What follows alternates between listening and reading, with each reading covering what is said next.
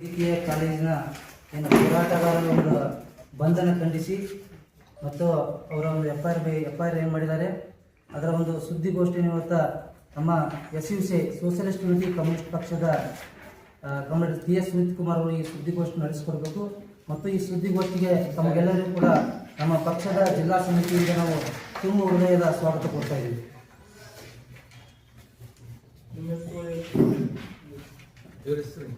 Sir Siddaramaiah Hiremath sir, ತಮ್ಮೆಲ್ಲರಿಗೂ ಕೂಡ ಹೃತ್ಪೂರ್ವಕ ಸ್ವಾಗತ. ಸ್ನೇಹಿತರೆ, ನಿಮಗೆಲ್ಲ ಗೊತ್ತಿದೆ, ಮೊನ್ನೆ 1ನೇ ತಾರೀಕು ಆಗಿದ್ದು ಈ ಬಿಜಾಪುರ ನಗರದಲ್ಲಿ ಸರ್ಕಾರಿ ವೈದ್ಯಕೀಯ ಕಾಲೇಜನ್ನ ಸ್ಥಾಪನೆ ಮಾಡಬೇಕು. ಈಗ 105-106 ದಿನಗಳಿಂದ ಇಲ್ಲಿರ್ತಕ್ಕಂಥ ಜನ ಚಳುವಳಿ ಮಾಡ್ತಾ ಇದ್ರು. ಹಲವಾರು ಸಂಘಟನೆಗಳು ಒಟ್ಟುಗೂಡಿ ಚಳುವಳಿ ಮಾಡ್ತಾ ಇದ್ರು. ತುಂಬ ಶಾಂತಿಯುತವಾಗಿ ಚಳುವಳಿ ನಡೆದಿತ್ತು. ಇಂಥವ್ರು 1ನೇ ತಾರೀಕು ಅವರು ಈ ಚಳುವಳಿಯನ್ನ ಇನ್ನು ಮೇಲ್ಮಟ್ಟಕ್ಕೆ ತೆಗೆದುಕೊಂಡು ಹೋಗಬೇಕು, ಸರ್ಕಾರದ ಮೇಲೆ ಹೆಚ್ಚಿನ ಒತ್ತಡವನ್ನ ಕ್ರಿಯೇಟ್ ಮಾಡಬೇಕು, ಸೃಷ್ಟಿ ಮಾಡಬೇಕು ಅಂತ ಹೇಳಿ ಅವರು 1ನೇ ತಾರೀಕು ನಮ್ಮ ಜಿಲ್ಲಾ ಉಸ್ತುವಾರಿ ಸಚಿವರ ಮನೆ ಮುಂದೆ ಧರಣಿ ಮಾಡಬೇಕು ಅಂತ ಹೇಳಿ ಹೋದಾಗ ಆಗ ಆ ಧರಣಿಯನ್ನು ಪೊಲೀಸರು ಅಲ್ಲಿಗೆ ಹೋಗ್ತಾ ಇರೋದನ್ನ ತಡೆದ್ಬಿಟ್ಟು ದಾಂಧಲೆ ಆಗ್ಬಿಟ್ಟು ಆಗ ತುಂಬಾನೇ ಏನಂತ ಹೇಳ್ತಾರೆ, ಒಂದು ರೀತಿ ಅಸ್ತವ್ಯಸ್ತ ಆಯಿತು. ಆ ಟೈಮ್ನೊಳಗೆ ಕೆಲವ್ರನ್ನ ಅರೆಸ್ಟ್ ಮಾಡಿದ್ದಾರೆ. ಅರೆಸ್ಟ್ ಮಾಡಿ ಅವ್ರನ್ನ ಒಳಗಡೆ ಹಾಕಿದ್ದಾರೆ. ಈ ಹೋರಾಟದಲ್ಲಿ ಸರ್ಕಾರಿ ವೈದ್ಯಕೀಯ ಕಾಲೇಜು ಆಗಬೇಕು ನಗರದಲ್ಲಿ ಅಂತಕ್ಕಂಥ ಒಂದು ಹೋರಾಟಗಾರರು, ಇವ್ರಿಗೆ ಇನ್ನೇನು ಬೇರೆ ಉದ್ದೇಶ ಇಲ್ಲ. ಈ ಊರಿನ ಹಿರಿಯರು ಅವರಿದ್ದಾರೆ, ಬೇರೆ ಬೇರೆ ಸಂಘಟನೆಗಳ ಹಿರಿಯ ನಾಯಕರಿದ್ದಾರೆ. ಅವ್ರನ್ನ ಅರೆಸ್ಟ್ ಮಾಡಿ ಅವರು ಜೈಲಲ್ಲಿದ್ದಾರೆ. 27 ಜನದ ಮೇಲೆ FIR ಹಾಕಿದ್ದಾರೆ. 27 ಜನದ ಮೇಲೆ FIR ಹಾಕಿದ್ದಾರೆ. ಅದರಲ್ಲಿ 6 ಜನನ ಜೈಲಲ್ಲಿ ಇಟ್ಟಿದ್ದಾರೆ. ಹಾಕಿರ್ತಕ್ಕಂಥ ಕೇಸಸ್ ಕೂಡ ನಿಮಗೆ ದಿಗ್ಭ್ರಮೆ ಆಗುತ್ತೆ. ಚಳುವಳಿ ನಿರತರ ಮೇಲೆ ಅಟೆಂಪ್ಟ್ ಟು ಮರ್ಡರ್ ಅಂದರೆ ಕೊಲೆಗೆ ಪ್ರಯತ್ನ ಮಾಡಿದ್ದಾರೆ ಅನ್ನೋ ಕಾಯ್ದೆ ಅಂದರೆ ಒಂದು ಸೆಕ್ಷನ್ನ ಹಾಕಿದ್ದಾರೆ.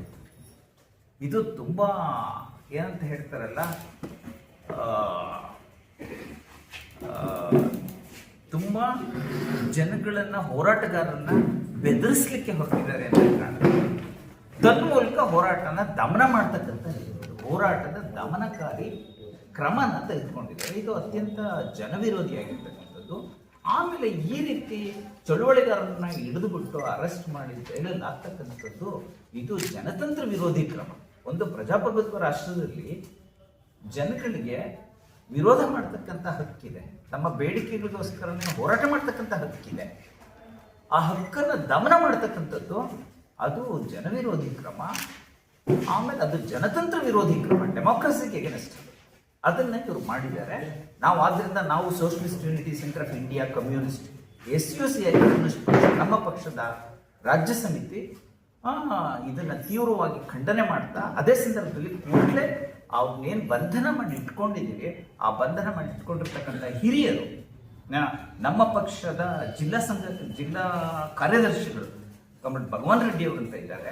ಹಾಗೇನೆ ಇನ್ನು ಹಿರಿಯ ಪತ್ರಕರ್ತರಾಗಿ ಇರ್ತಕ್ಕಂಥ ಅನಿಲ್ ಹೊಸ್ಮನಿ ಅವರಿದ್ದಾರೆ.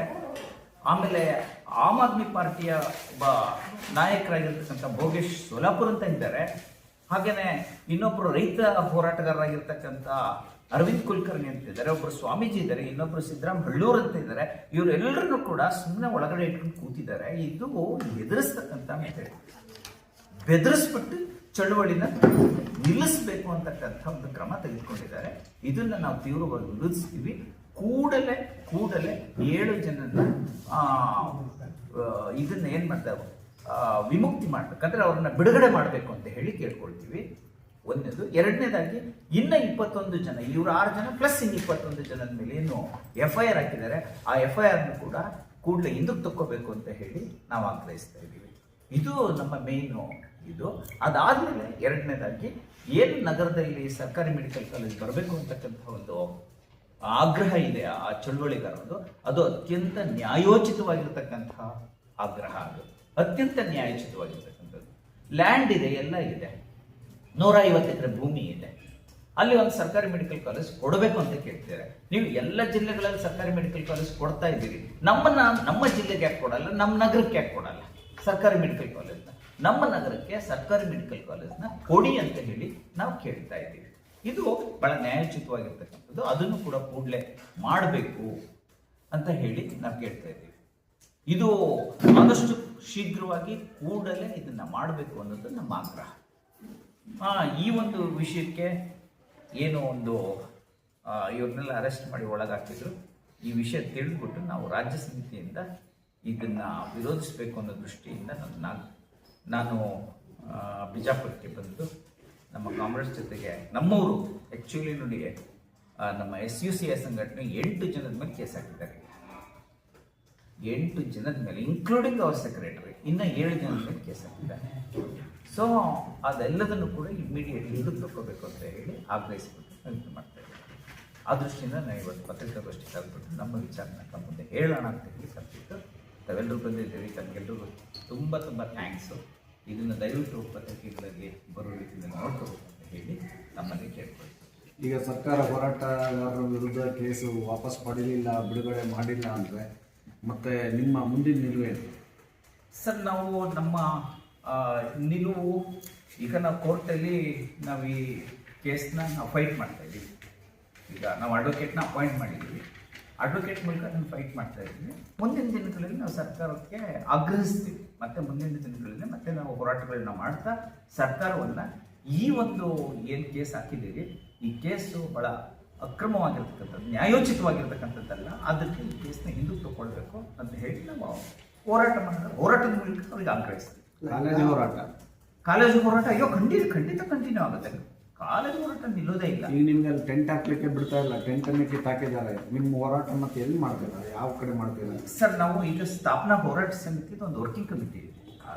ವರ್ಕಿಂಗ್ ಕಮಿಟಿ ಮೀಟಿಂಗ್ ಕೂತ್ಕೊಂಡ್ಬಿಟ್ಟು ಮುಂದಿನ ಹೋರಾಟ, ಅವ್ರನ್ನ ಟೆಂಟ್ ಹಾಕಕ್ಕೆ ಬಿಡದೆ ಹೋದರೆ ಮುಂದಿನ ಹೋರಾಟ ಯಾವ ರೂಪದಲ್ಲಿ ಮಾಡಬೇಕು ಅದನ್ನು ನಾವು ಅಲ್ಲಿ ತೀರ್ಮಾನ ಮಾಡಿ ಎಲ್ಲರನ್ನೂ ಕನ್ಸಲ್ಟ್ ಮಾಡಿ, ಎಲ್ಲ ಸಂಘಟನೆಗಳನ್ನು ಕನ್ಸಲ್ಟ್ ಮಾಡಿಬಿಟ್ಟು ಏನು ಸಂಘಟನೆಗಳಿದ್ದಾವೆ ಅವರೆಲ್ಲ ಕನ್ಸಲ್ಟ್ ಮಾಡಿಬಿಟ್ಟು ನಾವು ಒಂದು ಮುಂದಿನ ಹೋರಾಟವನ್ನು ನಾವು ರೂಪಿಸ್ಬಿಟ್ಟು ಅಕಾರ್ಡಿಂಗ್ ಅದಕ್ಕೆ ಅನುಗುಣವಾಗಿ ನಾವು ಹೋರಾಟವನ್ನು ಮುಂದುವರಿಸ್ತೀವಿ. ಹೋರಾಟ ನಿಲ್ಲೋದಿಲ್ಲ ಅಂದರೆ ಮೆಡಿಕಲ್ ಕಾಲೇಜ್ ಸ್ಥಾಪನೆ ಆಗಬೇಕು ಅಂತಕ್ಕಂಥ ಹೋರಾಟ ಅವರು ಓಪನ್ ಮಾಡ್ತೀವಿ ಅಂತ ಹೇಳಿ ಅಂದರೆ ಮಂಜೂರು ಮಾಡೋವರೆಗೂ ಕೂಡ, ಅಥವಾ ಕ್ಯಾಬಿನೆಟ್ಟನ್ನು ಡಿಸಿಷನ್ ತಗೊಳ್ತೀವಿ ಅಂತ ಹೇಳೋವರೆಗೂ ಕೂಡ ನಾವು ಈ ಹೋರಾಟ ನಿಲ್ಲಿಸೋದಿಲ್ಲ ಸರ್. ಈಗ 9ನೇ ತಾರೀಕು CM ಇಲ್ಲಿ ಬರ್ತಿದ್ದಾರೆ. ಎಸ್.